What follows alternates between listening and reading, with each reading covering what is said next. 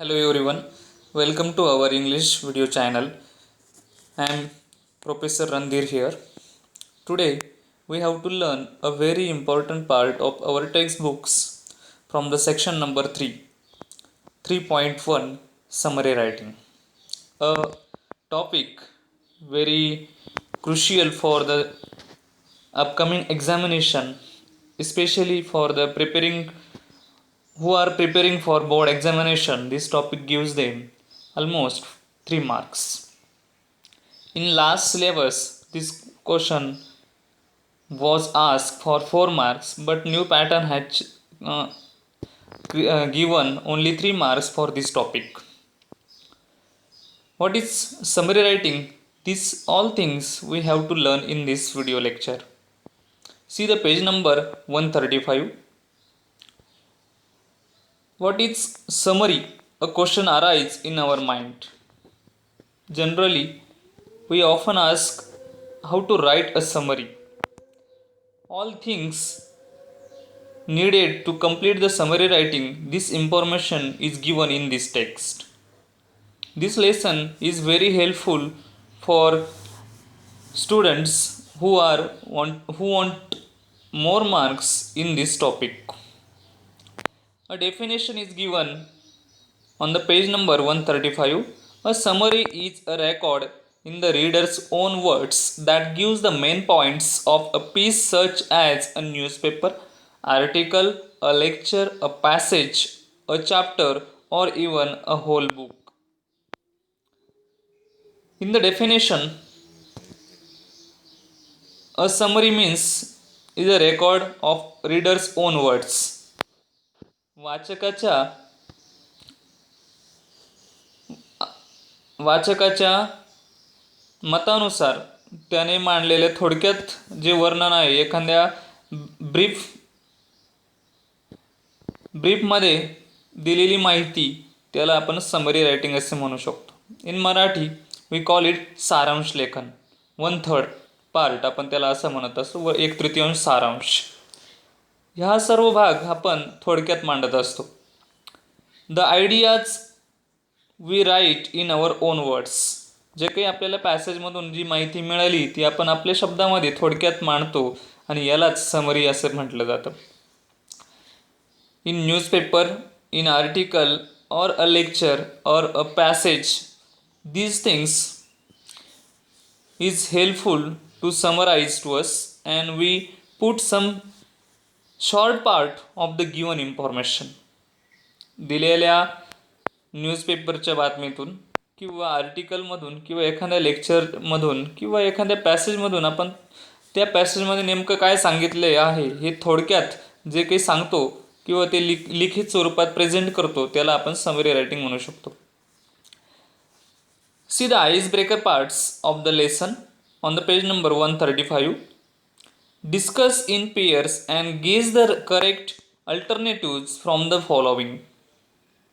In the icebreaker parts, the very first question asked to us, discuss in pairs and guess the correct alternatives from the following.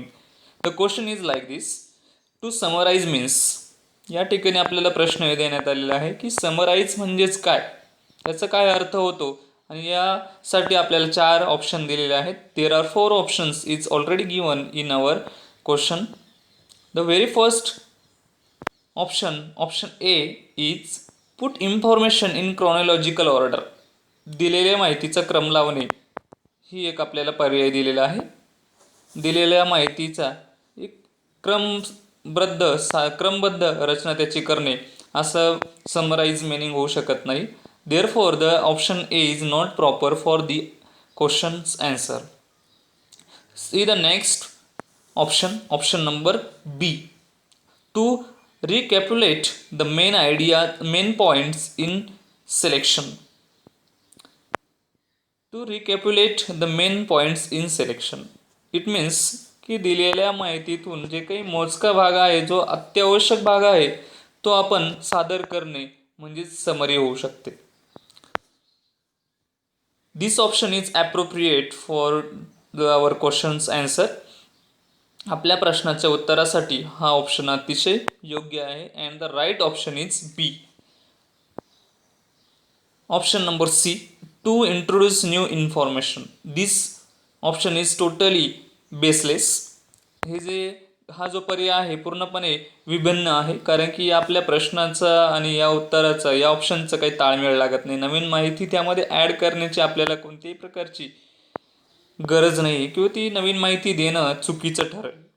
Therefore option number C is not proper for this. Next option number D, to write one's opinion about selection.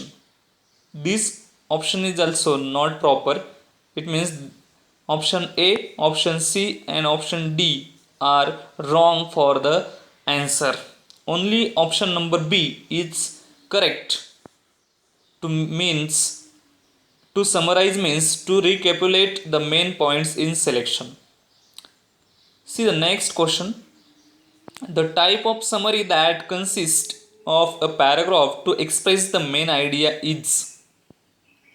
The type of summary, या समरीच्या भागामध्ये की एखाद्या पॅराग्राफची main idea आपण present करतो त्याला काय म्हणतात. Options are here. Option A outline, option B report, option C synopsis and option D written summary. आता समरी रायटिंग म्हणजे आपण जनरली या समरी रायटिंग प्रकारामध्ये आपण काय करतो की दिलेल्या उत्तराचं किंवा दिलेल्या पॅसेजमधून थोडक्यात आपल्या मनानुसार आपल्याला जे काही आकलन झालं आहे, अंडरस्टँडिंग झाली, त्या अंडरस्टँडिंगनुसार आपण थोडक्यात ती माहिती लिहित असतो आणि त्यालाच काय म्हणलं जातं, summary writing. Therefore the option number D, written summary is proper for the answer. See the next question. There are various ways of incorporating other writers' works into own writing. They differ according to the denotes.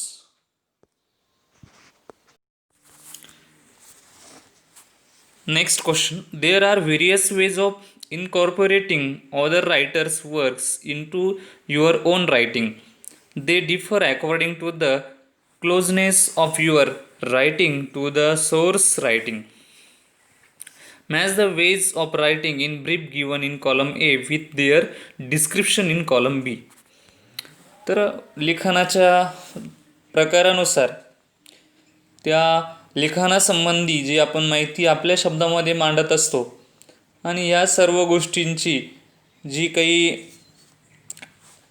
रचना असते किंवा या सर्व गोष्टी आपण ज्या लिहित असतो या गोष्टींशी मिळते जुळते जे काही पॉईंट्स आहेत ते आपल्याला कॉलम बी मधून निवडायचे आहेत आणि कॉलम एमध्ये त्या रायटिंग्स पॅटर्न किंवा रायटिंग पॅटर्ननुसार जे काही घटक आहेत त्या घटकांशी आपल्याला योग्य पर्यायांची जोडी जुळवायची. See the column A ways of writing and column B descriptions. Summarising हा जो लिखाणाचा प्रकार आहे त्यासाठी आपल्याला या ठिकाणी योग्य अशा पर्यायांची निवड करायची.